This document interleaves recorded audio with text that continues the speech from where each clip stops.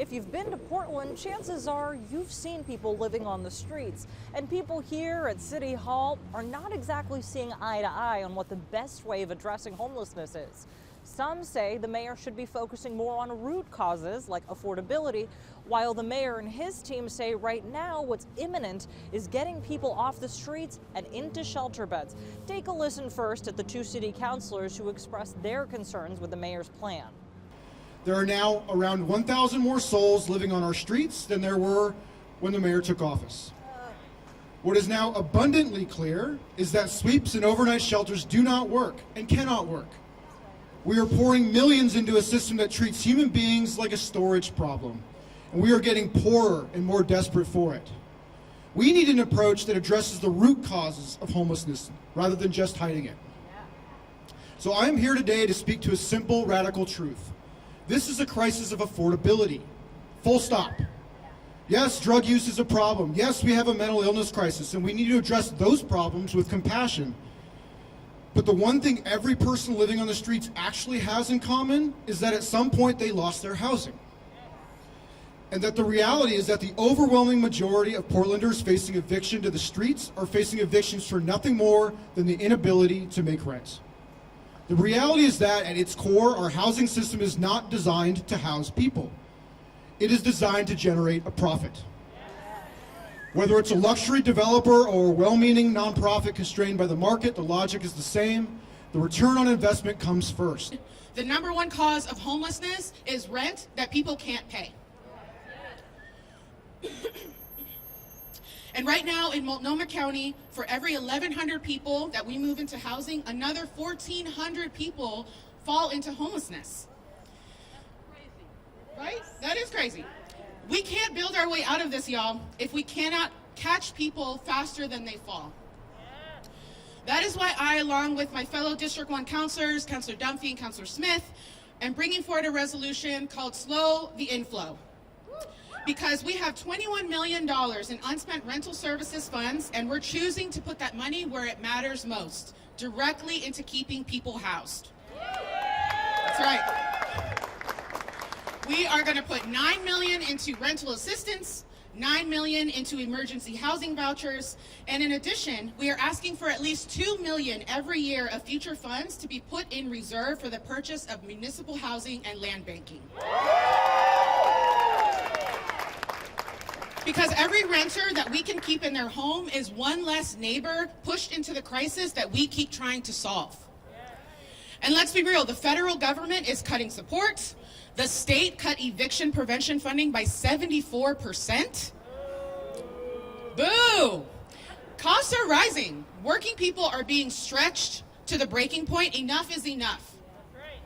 So yes, we need more housing production. Absolutely, we need more long-term solutions. But right now, in this moment, our responsibility is simple. Stop people from falling. Slow the inflow into homelessness. Protect renters. Invest in prevention. But the mayor's deputy chief of staff sees things a lot differently.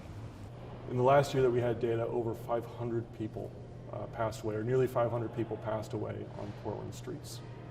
So while we work towards these long-term solutions where we have so many shared interests, we have an obligation as a city to also make sure that we're not creating and fostering conditions where people are dying.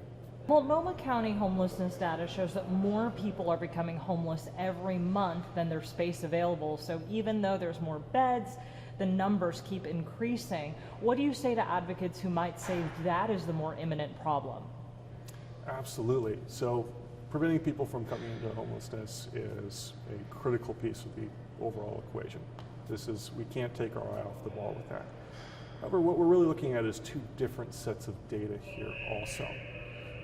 When we look at the people becoming homelessness, it takes us a while to crunch those numbers and see how that's developing. At the same time, we're opening up these shelter beds. So when we see some of these numbers, they're going to lag for quite some time. It's going to take time for those statistics to catch up to the reality of an operation of a strategy that's still very much in the process of being rolled out. And when we talk about long-term approaches, there's been some concern that while beds are increasing, that behavioral health supports are not proportionately increasing. Is that something that the city is planning to do? Yeah, we are planning on working in a really, really cohesive way with all of our jurisdictional partners, especially the ones that have the most amount of experience and resources with behavioral health. So that means you guys will be increasing? Coordination is where we can do the most amount of good. Okay, so you guys are working on coordinating more of those supports. Absolutely. Okay, that's helpful. And anything else you want to add about this? Because I know that 2 city councilors are going to be pushing for what they say is long-term housing approaches. Do you think the mayor is going to support that?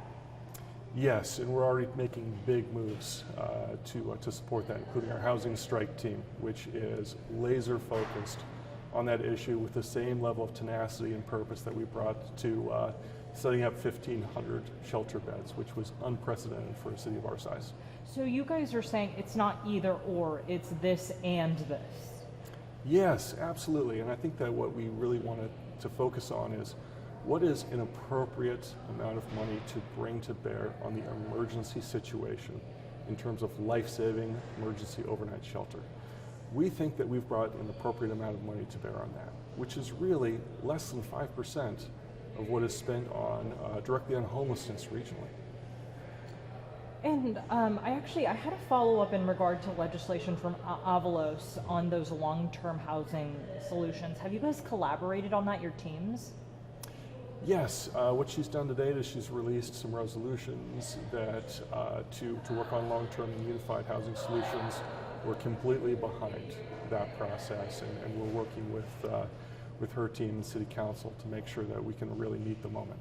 And my last question is about affordability. A CoStar report came out showing that affordability, when it comes to affordable housing, has been so actually unaffordable that most of these units aren't being rented out. Is that something on the mayor's radar as well? Very much so. We saw the report that there was 1,900 affordable housing units that were not occupied, which represents about a 7.4% vacancy rate. That vacancy rate really should be more like 4%.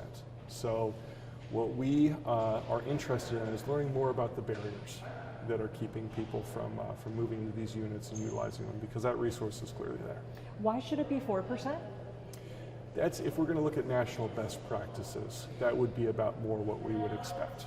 Got it. Anything else you'd like to add? No, just very grateful for your time and grateful for this conversation. What approach do you agree more with? Chime in our comments.